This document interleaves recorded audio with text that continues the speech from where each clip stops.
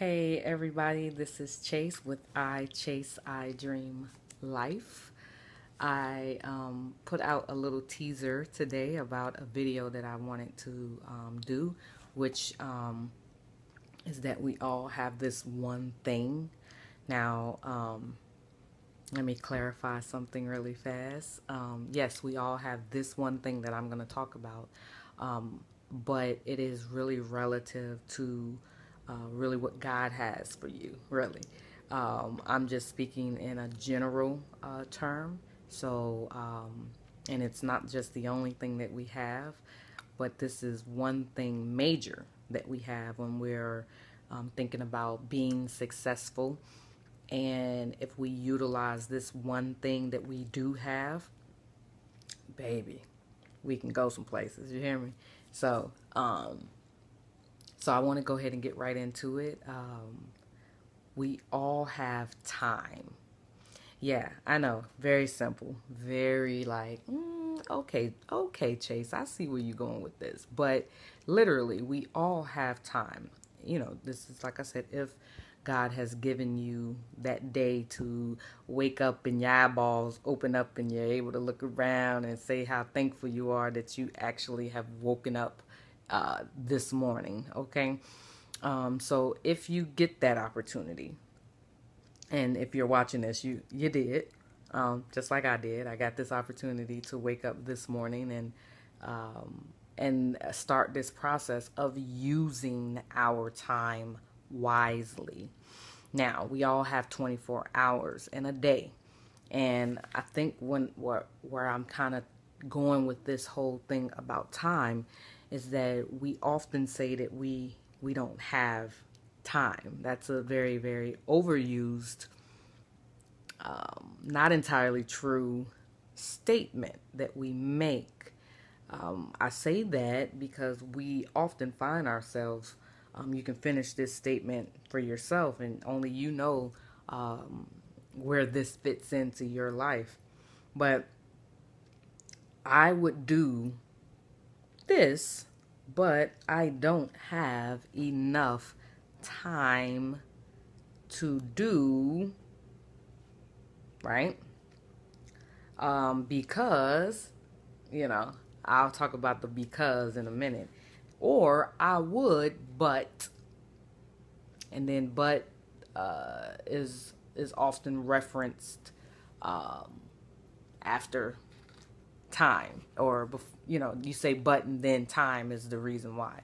And actually all of those things are excuses, and so I'm going to talk a little bit about that, but I want to go back to time really quick and really focus on really why this is important when we are going after our dreams, or we're setting goals for ourselves, or any of these things that are important, obviously, but we sometimes fail to do them because of time, right? I mean, it's always because you don't think that you have enough time, or that's a lot of time away, or however you look at time. And so one of the things is that I want to put this out is that God gives us time. He makes us a steward over our time, which means to manage. He allows us to manage our time. We're not living in a world where you are supposed to do this at this time. You have to do this at this time. Everything is, on a structured time. You don't have that. But what God does ask of each of us is to manage the time that he's given us. And a lot of us squander our time. Yes, me included. I've definitely done that, and I'm sure that you have as well. But hopefully after listening to this video, and I think I'm going to go ahead and do a blog on it as well, that you'll start to see your time a lot differently, because your time is very, very, very important. And I'm going to talk about that here shortly. But let me get back into it. Time is usually something that is followed by priorities. So we tend to do things based upon the priorities that we set for whatever that thing is, right? So that you have to go to work every day if that's what you have to do, or work in your business, or whatever that looks like in your day-to-day world.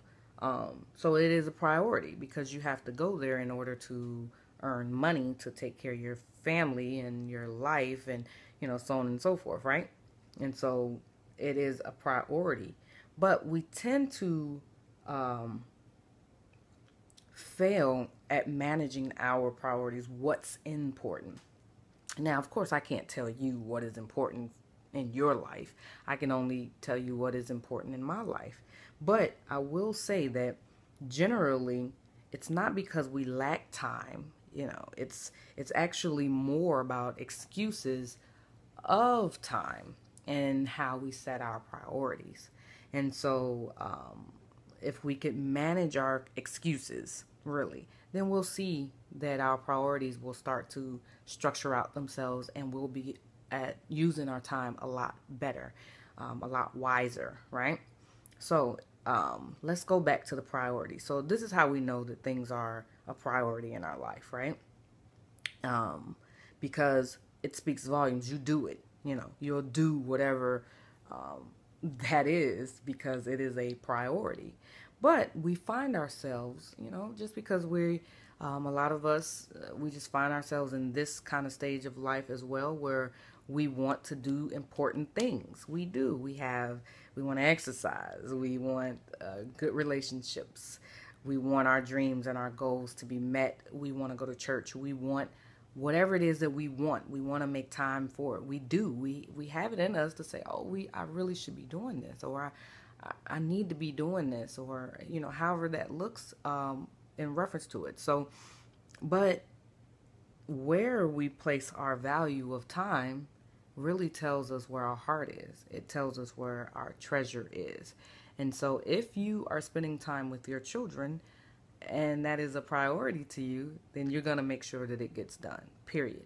Even in relationships, if you have a significant other, a wife, girlfriend, boyfriend, however that looks, right? You want to spend time with them. So you make time, right? So it's really an excuse to say I don't have time. So when someone tells you I really don't have time, right? Then that's really not true. It's some things that could probably go without that you're doing in lieu of doing the other thing. And so sometimes you have to look at your own psychology inside of yourself on why you choose certain things over other things to do. But I'm not getting into that right at this moment. So just remember that your priorities is really linked to your treasures. What do you find important in your life? And then, we all have 168 hours in a week, right? And we have to learn how to manage that time so we can get some things done that we really need to get done. And also do some things that we really want to do, some things that we like, So it's not all about structure, but it is about making sure that the important things get done. And so if you kind of use this analogy, and I try to find things that I can tell you that will, so it can kind of click with you as well, because that's how you're going to get it and get that aha moment. And even if you know this information, it's still something in here that may serve you. So I pray that that's, what it does. But going back to time and money, if you put them on the same playing field, just remember that as much as you can waste time, you can waste your money. And depending on how structured you are with your time and your money, you will see how it could benefit you. So if you use your time wisely, it benefits you. If you use your money wisely, it will, of course, benefit you. So you have to learn how to manage, of course, both of them. But I will let you in on a little bitty secret, and I think I mentioned it already, is that our time is more valuable than money, because you can never, baby, you can never get your time back. Once it is gone, it's gone. Unlike money, even if it go, you can get some more money, right? Of course. But your time is valuable. It's one of the things that we really shouldn't take for granted, that you have the ability to do certain things and that we should do them. And I'm really speaking to the choir over here because, some of this information I needed. And so this is why I've been, pretty much researching this topic, because I wanted to learn how can I be a better steward of my time. And so, really putting it into perspective is that, you are afforded the time. If God wakes you up, you get the time. So we have to learn not to waste our time. Okay, so I'm going to do another video about time, talent, and treasure and stewardship and how that all works together. That's going to come soon. So be on the lookout for that. I'm going to be doing a lot more videos, so just, bear with me. I had to manage my time a little bit better to be able to do it. Okay, so even though we know, okay, so now you know that you waste a lot of time. Okay, I waste some time, you waste some time, we all be wasting time. Okay, but what can we do to now get in line to getting our time back and using it more effectively? Okay, so this is what we can do. First of all, create a schedule. One of the things, I know a lot of people don't, sometimes you equate a schedule to that you can't be spontaneous. But really, if you have a set time, it's easier to become spontaneous because you know that you're doing all the things that you need to do. So therefore, if you do become spontaneous in something that you choose to do, then it won't take away from something that you were supposed to do. Okay, so this is how we start. We start slow. So what I would suggest is that you go ahead and make a schedule, a week schedule. And go ahead and put out everything that you need to do first. Structure it inside of your day. Include exercise, of course, and then include the time with God as well, because prayer and meditation is very important. And we really should be reading our Bibles and, doing that. And that should be a set time every day that you should really be able to do that. And so don't forget those things. But what this does, if you start off very slow, and it'll start creating self-discipline. And once you have discipline in one area of your life, it is very easy to get it into another side of your life, because once you see the structure and the benefits of managing yourself on one side, you can put it into another side. And that's the beauty about self-discipline. So start very slow, okay? And then just make sure that you do the things that you need to do first. And this is one of the things that I've had to really think about, because I would find myself doing other stuff that really didn't, benefit where I was at and trying to go. Okay, so then the next thing is, allocate the time, structure that time, like literally get you a calendar, a day planner or a notebook. I'm really, keen on notebooks. And really start to structure your day. I mean, don't go too crazy in the very first week of doing this, but really just start putting your stuff in and making sure that you follow that schedule. Do the things that's good for you first, like exercise and meditation, prayer. Those things are very important to keep in your regimen. And then also, as the process goes on, one of the things that you're going to have to do is to reevaluate, because some things they may look important now, but then later on they may not be as important. So you have to kind of look through those things and see, what is important to you now, and then structure your schedule around it.